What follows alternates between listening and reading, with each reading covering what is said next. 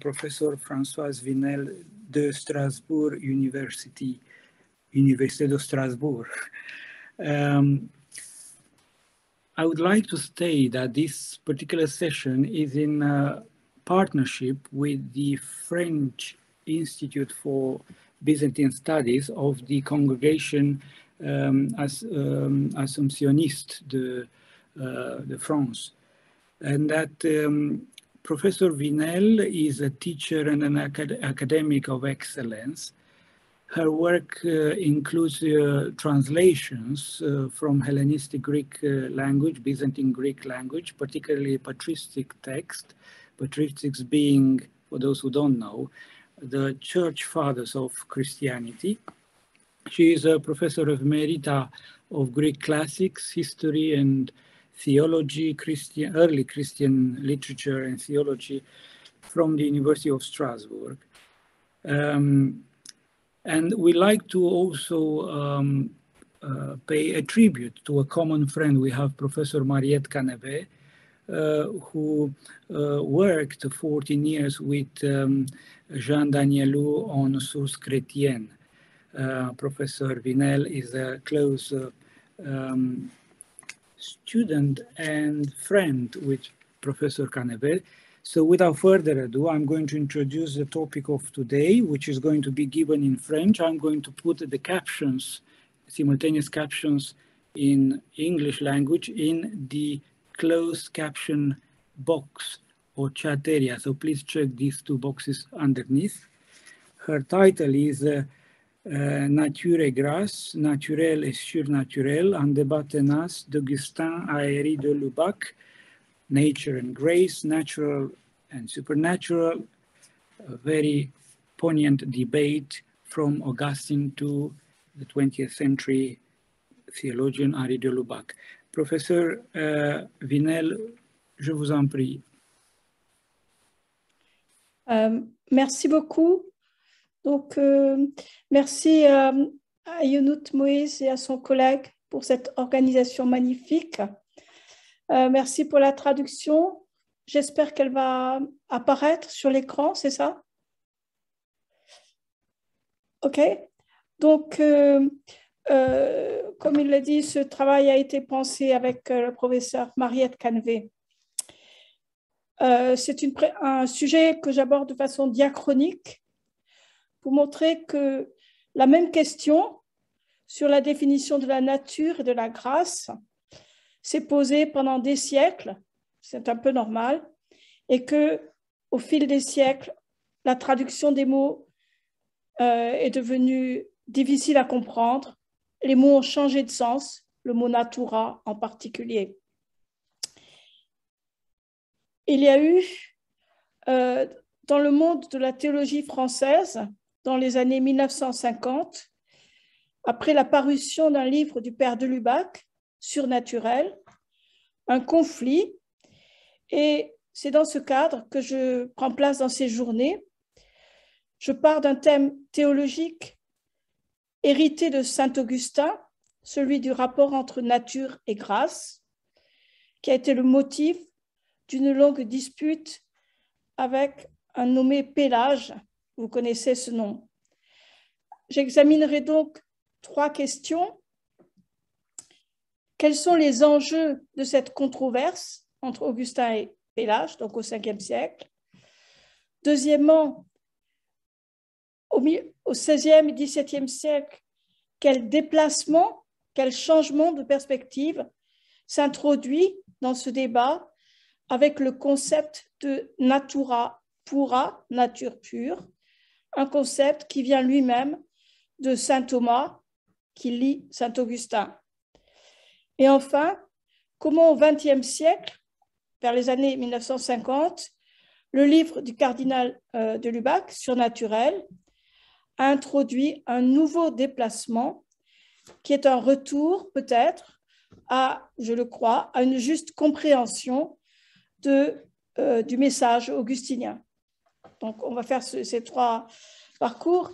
Et avant de commencer, j'ajoute au titre de cette section, donc Translation and Interpretation of Comparative Theology, je crois qu'il faut ajouter un 3e terme, transmission, transmission. J'y reviendrai tout à l'heure.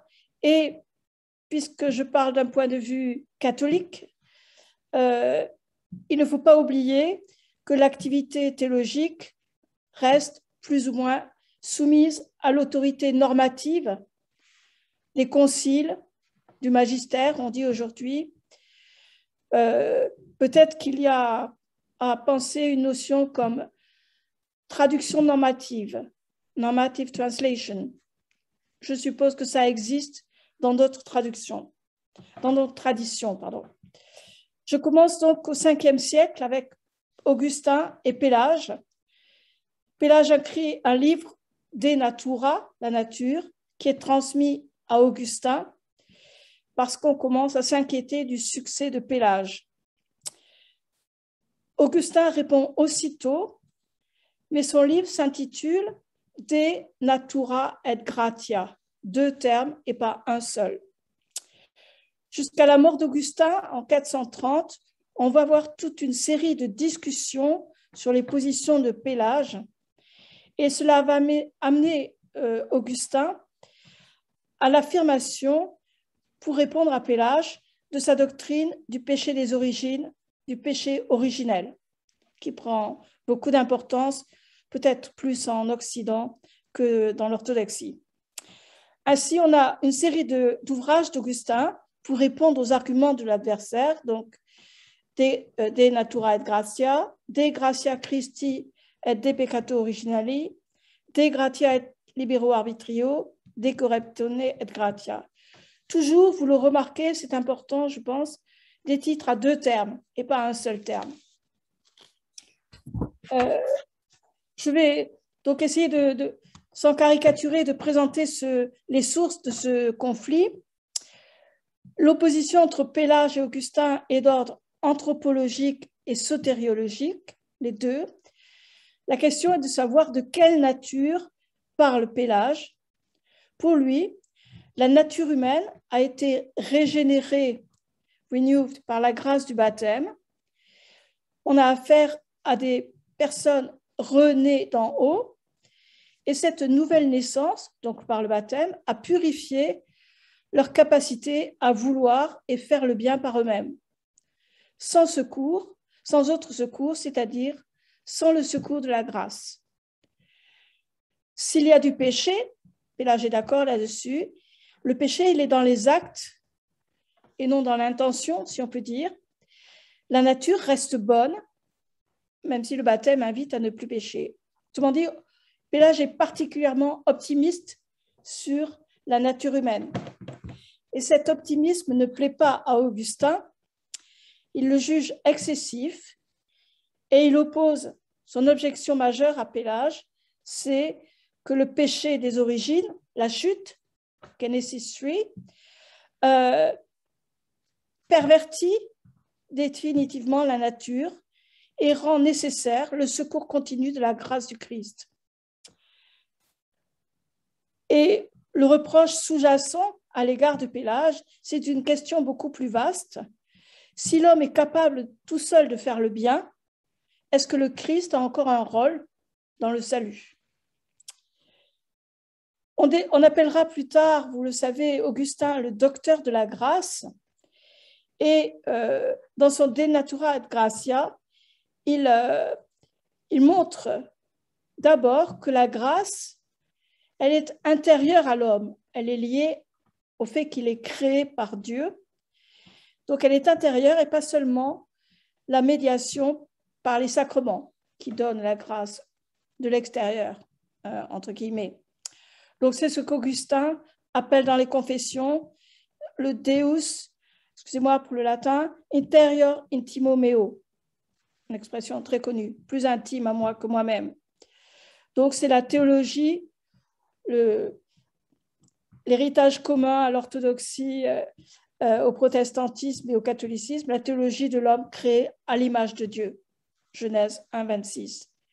Il y a donc, de fait, un rapport mutuel entre Dieu et l'homme, mutuel et asymétrique, qui s'inscrit dans le projet du Dieu créateur. L'homme est fait pour Dieu. Autrement dit, nature et grâce et libre arbitre, les deux termes sont indissociables. Il n'y a pas de dualisme, mais il y a distinction sans séparation. Un des développements du débat à travers le traité de la grâce du Christ et du péché originel est important à souligner, un déplacement majeur par rapport à Pélage. Il ne s'agit plus seulement de discuter de la capacité d'un individu, de chacun, à faire le bien, mais ce qui est en jeu, à cause du péché originel, c'est l'humanité entière, l'humanité en Adam, sauvée par le Christ, second Adam. Donc on a affaire à une anthropologie théologique, une théologie du salut. Je vais venir à mon second point et voir comment ces notions vont se transformer dans la suite des siècles. Mais je reviens d'abord au titre, comme je l'ai signalé tout à l'heure, Translation and Interpretation.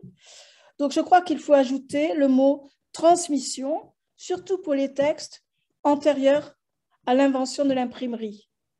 Et c'est tout à fait, ça a été dit dans d'autres présentations, les textes sont fragiles, ils sont soumis à des accidents. Il y a des textes perdus, il y a des bibliothèques qui brûlent. À Strasbourg, récemment, on a eu des colloques sur la littérature chrétienne perdue, donc beaucoup d'ignorance de notre part. Et quelquefois, les textes sont transformés, il y a des interventions qui en changent le sens et donc des interprétations qui s'ajoutent sans cesse. Et cela, c'est encore plus vrai avec le corpus des œuvres d'Augustin, qui est, comme vous le savez, très, très vaste, même si Augustin a pris soin, c'est tout à fait remarquable, lui-même d'organiser, de classer, de corriger ses œuvres, dans le livre qui s'appelle Retractationes, les révisions, où il a lui-même proposé une chronologie, mais il n'y a pas toutes ses œuvres. Et après la mort d'Augustin, sa grande réputation a fait qu'on va lui attribuer beaucoup de textes. Il y a beaucoup de pseudo-Augustins qui circulent. Alors, ce n'est pas très facile de délimiter un corpus. La transmission, je vais aller un peu plus vite, c'est aussi le travail des copistes dans les monastères. Et ces copistes, très sérieux, ajoutent leurs interprétations, les gloses, etc. Et ensuite, ça fait partie du texte. Au fond, ce sont les mêmes questions qui se posent avec les manuscrits bibliques, les traductions de la Bible. Quel est le texte original? Pour arriver à ma deuxième partie, une remarque sur Augustin et saint Thomas. Dans la Somme théologique, il y a beaucoup de citations d'Augustin, mais par rapport au texte que nous connaissons, c'est souvent avec des variantes. Alors, est-ce que Thomas avait un autre texte? Est-ce qu'il a modifié lui-même? Voilà, ces questions. Donc, un texte instable, si vous voulez, qui rend l'interprétation, la compréhension difficile et la connaissance de la source difficile. C'est ce qu'on va voir avec l'introduction donc du concept de natura pura, qui n'est ni chez Augustin, ni chez Thomas d'Aquin. Donc, cette nature pure va donner lieu à une longue querelle. C'est mon second point. Mais il y a plusieurs déplacements qui vont s'opérer. D'abord, on passe de la sotériologie, de la théologie du salut, à la théologie de la création, ce qui est un point de vue assez différent. C'est un déplacement. Et ensuite, donc, les notions, natura, natura pura, le mot nature, on l'a déjà dit dans une des conférences d'hier, il me semble, est particulièrement difficile à comprendre et son sens évolue. Donc d'abord, juste quelques mots sur Thomas d'Aquin et la nature originelle. Donc je me sers ici de Lubac. Donc l'expression nature pure ne se trouve pas chez saint Thomas. Il utilise pura naturalia, natura integra, etc. Ces mots ces concepts désignent la nature humaine avant la chute. Et lorsque Thomas d'Aquin développe un petit peu dans un certain nombre de questions de la somme théologique, il faut considérer ça comme une hypothèse, c'est-à-dire une construction logique, si on peut. Que peut-on dire d'une nature humaine capable, avant la chute, sans le secours de la grâce, de faire le bien? Donc, on a tout un développement hypothétique sur le sujet, sur ce qui a pu se passer avant la chute. Pour moi, c'est un peu de l'imagination théologique, mais why not? Cet état naturel, donc pura naturalia, il inclut un désir naturel de Dieu. On comprend cela dès qu'on a lu un peu Platon et sa réception par les pères. Le désir du bien, le désir du divin sont inscrits dans l'être humain, parce que homoiositheo, comme dit Platon. Selon le père Thorel, un spécialiste de saint Thomas, ce concept de pura naturalia est, je l'ai dit, un statut d'une hypothèse utile. Je résume la citation que vous avez peut-être en traduction. C'est une hypothèse utile car au fond, elle permet de maintenir nettement la distinction, sans séparation, entre la nature et la grâce. Il faut penser une nature intègre, créée mais intègre, avant la chute, pour qu'on puisse, en parallèle, si je peux dire, penser l'œuvre de Dieu, le don de la grâce. Donc, c'est une construction hypothétique qui a sa logique, mais qui pose question pour moi. Que signifie faire de la théologie par hypothèse? Un tel développement de la théologie de la création est-il légitime? Simple question.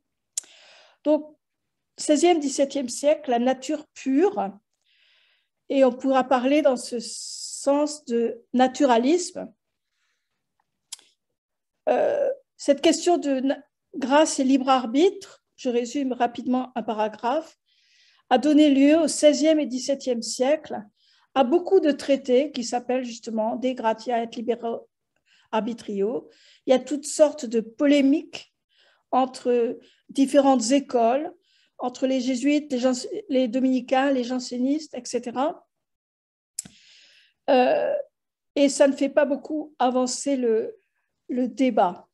Alors, que se passe? Quelle est la question? Le concept natura pura repose sur un changement de signification du mot nature, physis, natura.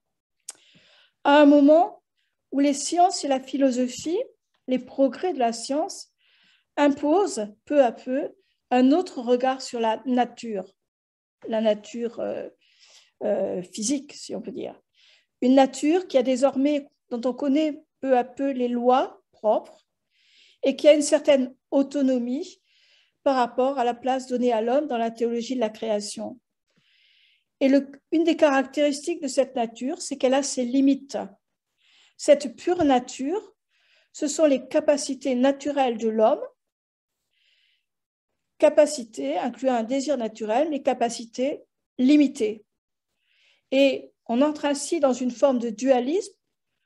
Si la nature pure est considérée dans ses limites, elle est séparée du Créateur. Si elle garde un désir de Dieu, il reste inaccessible.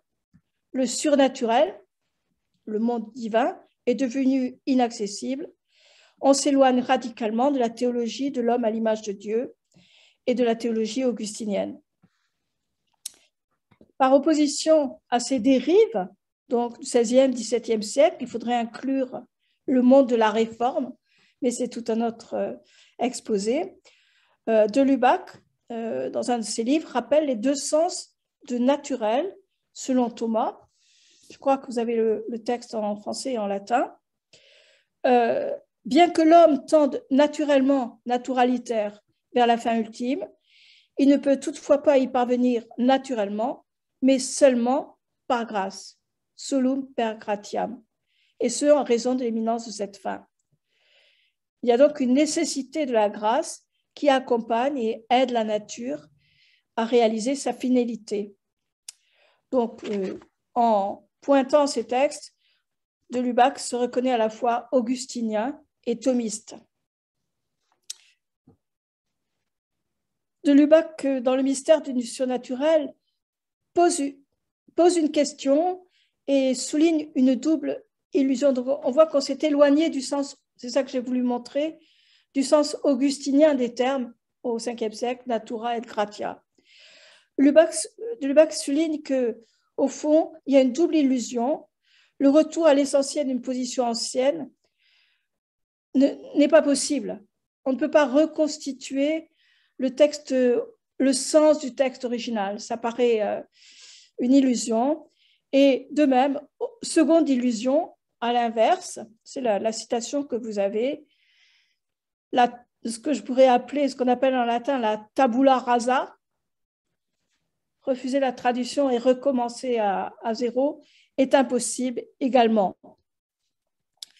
Donc pour nous, la question, je pense qu'elle s'est posée après, avec d'autres conférences ce matin et hier. Dans quelle mesure le retour au texte fondateur d'une doctrine est-il nécessaire et possible? N'est-ce pas une façon de canoniser ces textes, comme on parle d'un canon des Écritures? Dernier point, I think I need 5 minutes. Is it okay? OK. Donc, l'apport théologique de Lubac quant au rapport naturel-surnaturel. Donc, de Lubac a été condamné en 1946 et il a republié des livres en 1965, Augustinisme et théologie moderne, et surtout le mystère du surnaturel. Excuse me, Yonut, you tell me when I have to stop. Non, vous pouvez continuer, s'il vous plaît. Thanks. So 5 minutes, I think. Le titre, Le mystère du surnaturel, me paraît important par l'introduction précisément du terme mystère, qui est hautement significatif. À l'arrière-plan de ce choix, d'introduire ce terme mystère du surnaturel, on est obligé de penser à l'implication du père de Lubac dans la création de la collection Sources chrétiennes dans les années 40, pendant la guerre, qui a ramené, en tout cas pour le monde, la tradition catholique française, qui a ramené au premier plan les pères grecs, en particulier Grégoire de Nice, à cause du père Danielou, qui en était spécialiste. Donc, de Lubac n'entrait pas dans la polémique, mais il voulait décrire dans son livre Augustinisme et théologie moderne, décrire les polémiques sur l'état de nature, sur le rapport entre naturel et surnaturel, qui aboutissait, je l'ai dit, à un dualisme dangereux, dont les doctrines philosophiques, associées au progrès de la connaissance scientifique, pouvaient tirer parti pour contester la doctrine, voire la foi chrétienne, et pouvaient conduire à ce que Lubac lui-même appelle l'humanisme athée. Donc, pour lui, il y a là un conflit très sérieux dans la modernité, si on peut dire. Donc, en restant fidèle à la fois à Augustin et à Thomas d'Aquin, et à quelques autres, Lubac veut retrouver le juste rapport entre naturel et surnaturel, naturel, nature et grâce. Et pour lui, c'est un rapport paradoxal, paradoxical, et ce terme paradoxe, il l'utilise beaucoup dans son livre. C'est une réponse au constat que le concept de nature pure rend impossible la pensée de la coopération dissymétrique de l'homme et de Dieu, de la nature et de la grâce, coopération que dans le monde orthodoxe on appelle la synergie, dans toute la tradition. Juste des questions pour conclure. Comparative Theology, c'est le sujet de cette session. Le parcours diachronique autour d'une même question anthropologique et théologique, qui est d'une époque à l'autre à la fois la même question et une question différente, marque d'abord, à mon avis, l'impossibilité de revenir à ce que les biblistes appellent Urtext, le texte original. Hein, je l'ai dit tout à l'heure, pour de Lubac, c'est une sorte d'illusion, comme si on pouvait, il y a une telle somme d'interprétations qu'on ne peut pas les enlever. Les interrogations nées avec le débat entre Augustin et Pélage sont tout à fait cruciales pour l'interprétation de la foi, donc au début du 5e siècle. Et je crois qu'avec les évolutions que j'ai parcourues avec vous, se pose une question de, j'appellerais de méthodologie théologique. Dans un de ses livres, il prend plusieurs pages sur le thème controverse et théologie. Au fond, ce que de Lubac constate, c'est le caractère néfaste de la polémique, et pourtant elle est très abondante dans la littérature chrétienne. La théologie ne peut pas se faire contre, dit-il. Tout à l'heure, en parlant avec le professeur Caller, j'ai parlé de la nécessité d'une paix pour discuter. Mais c'est aussi, souligne de Lubac, la polémique est néfaste parce que dans la polémique, les arguments des uns et des autres se durcissent et au fond, on ne fait pas non plus, on ne prend pas vraiment en compte le point de vue de l'autre. On n'arrive pas à lui laisser vraiment la parole. Dernière question sur la notion d'école en théologie. La réaction au livre, les critiques apportées au livre Surnaturel en 1946 vient d'une école thomiste ou théothomiste contre dont les représentants accusaient le père de Lubac de faire de la nouvelle théologie, c'est-à-dire anti-tradition. La question, si je prends un mot à la mode, pourrait être: une école de pensée est-elle indéfiniment durable et renouvelable sans perdre ce qui la définissait chez son fondateur? Est-ce qu'on ne s'éloigne pas de plus en plus de l'origine? La réponse est peut-être trop facilement dans la question. Le risque, c'est qu'une théologie d'école s'enferme sur elle-même, et un frère dominicain, dans un ouvrage récent, reconnaissait qu'il y avait de l'ambiguïté et de la pertinence dans la notion de thomisme traditionnel, et il ajoutait de thomisme vraiment traditionnel. Donc, il y en a qui est traditionnel et l'autre non. D'autre part, nous avons tous conscience, je suppose, que faire l'histoire de la théologie comme on fait l'histoire de la philosophie, c'est nécessaire, mais pas suffisant. Alors, que faire? C'est ma dernière phrase. Que faire? Comment travailler? En s'appuyant bien sûr sur les textes et les meilleures éditions et les traductions. Mais je crois qu'en tout cas en théologie, on est obligé d'aller vers ce que j'appelle une théologie ad extra, je ne sais pas si on peut dire cela, ou théologie de mission, alors de dialogue, à l'écoute des demandes et des souffrances du temps, à l'écoute aussi des autres religions.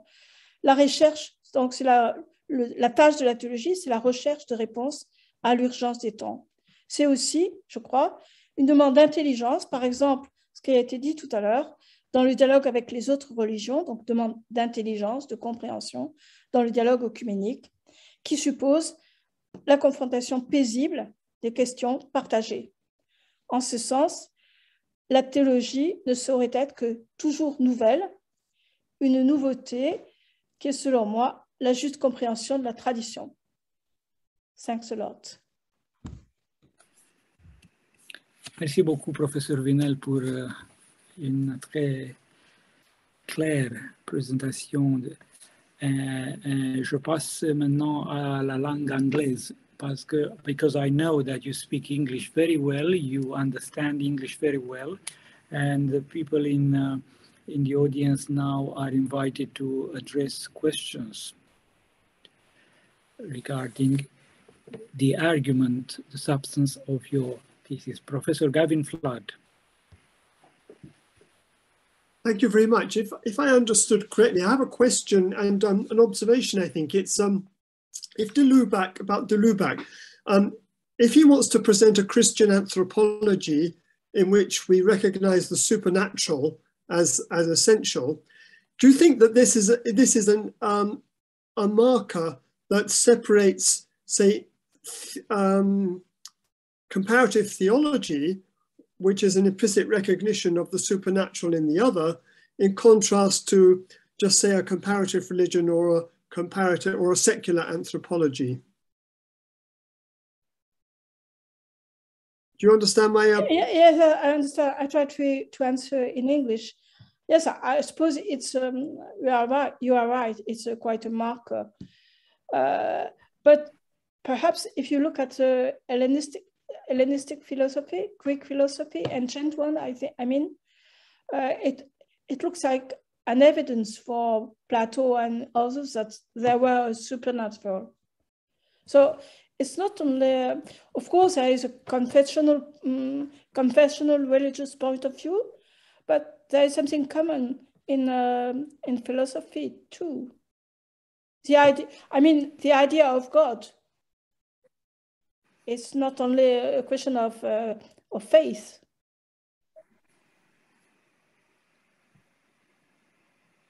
At the end of my presentation, when I spoke of theology ad extra, I meant perhaps it's quite specific for theology. So addressing faithful people, there's to take in account the reality of a period, the urgency, the problems, something like that.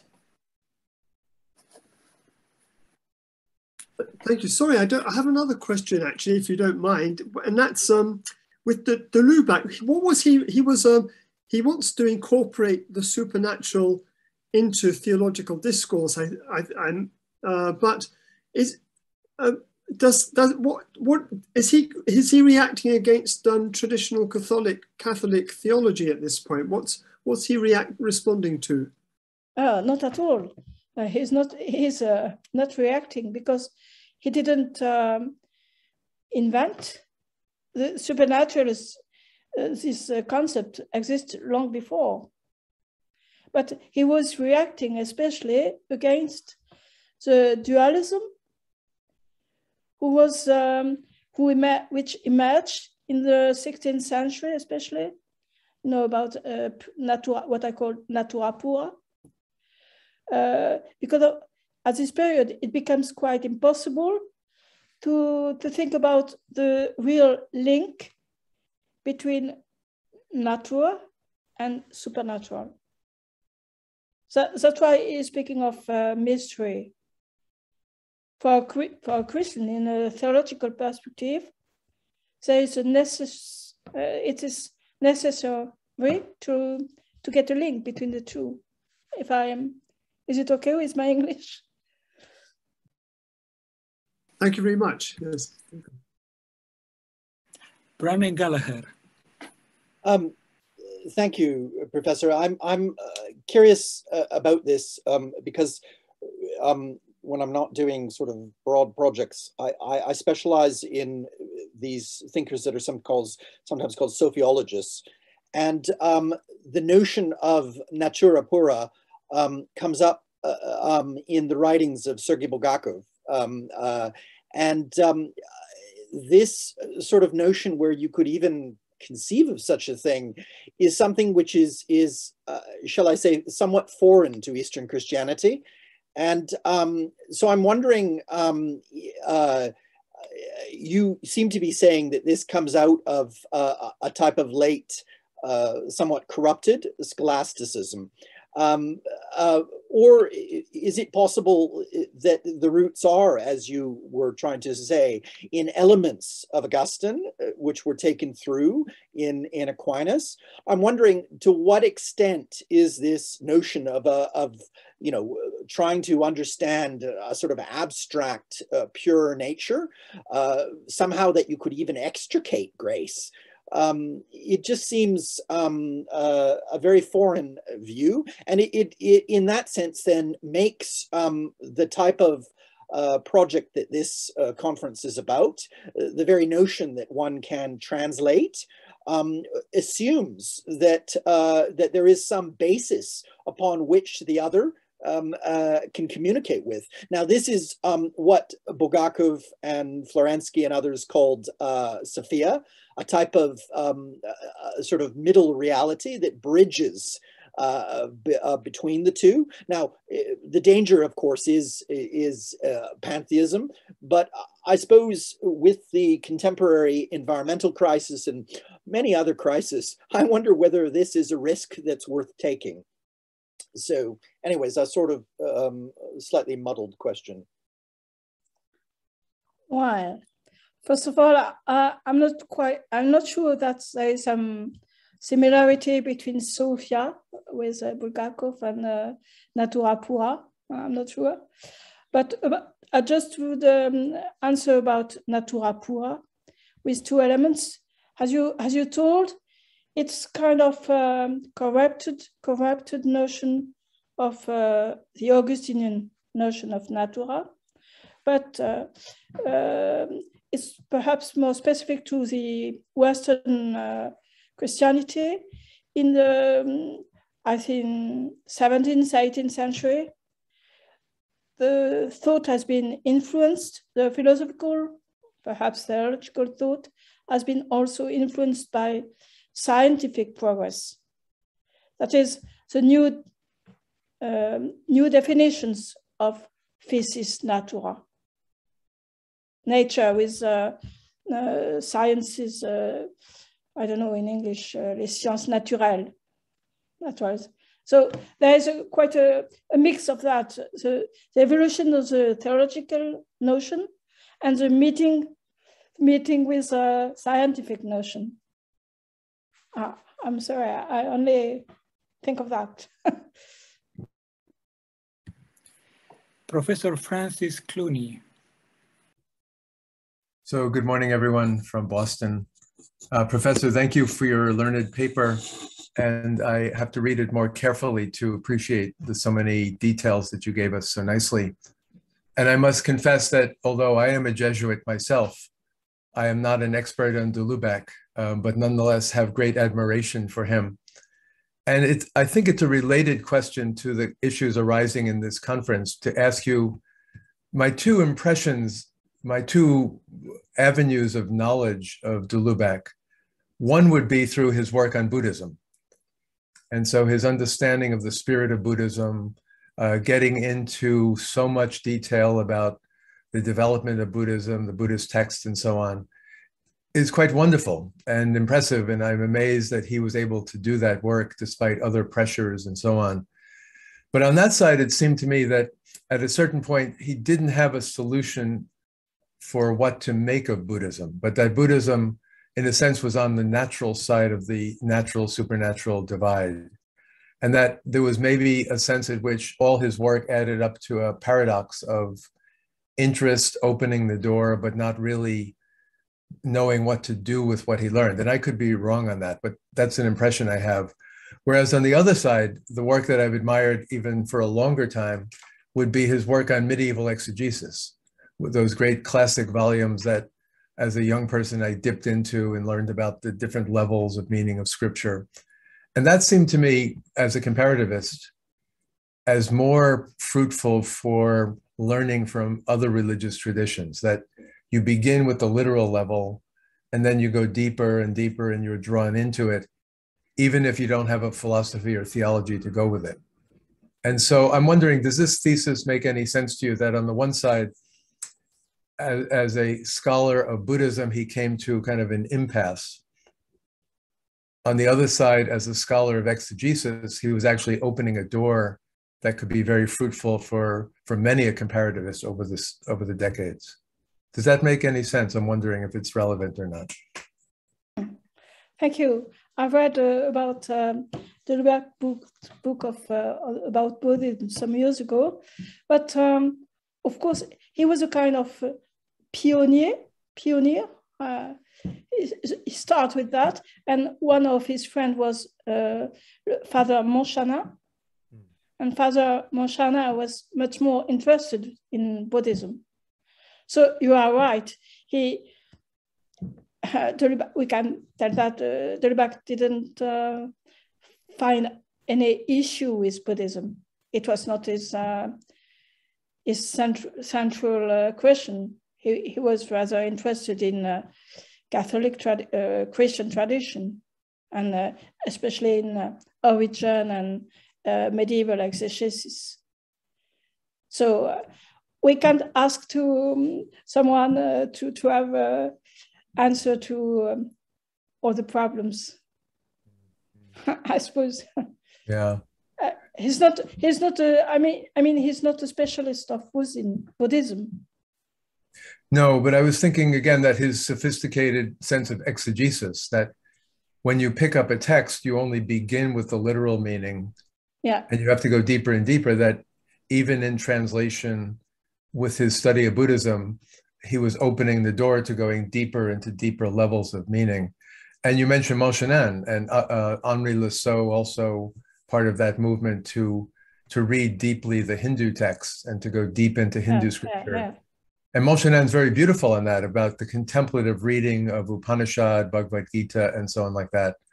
And I have not studied their relationship, de Lubac and Moshenen, but it seemed that in some ways Moshenen was doing the kind of work that de Lubac could have done better, because he knew more about Buddhism than Moshenen knew about Hinduism, I think, oddly.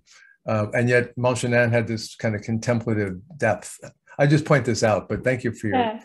I would just add that the influence of Lubac and Danielou and some others about with the Council of Vatican II, Vatican II, which had a session about Christianity and other non-Christian religions. And that's quite an important step for religious dialogue.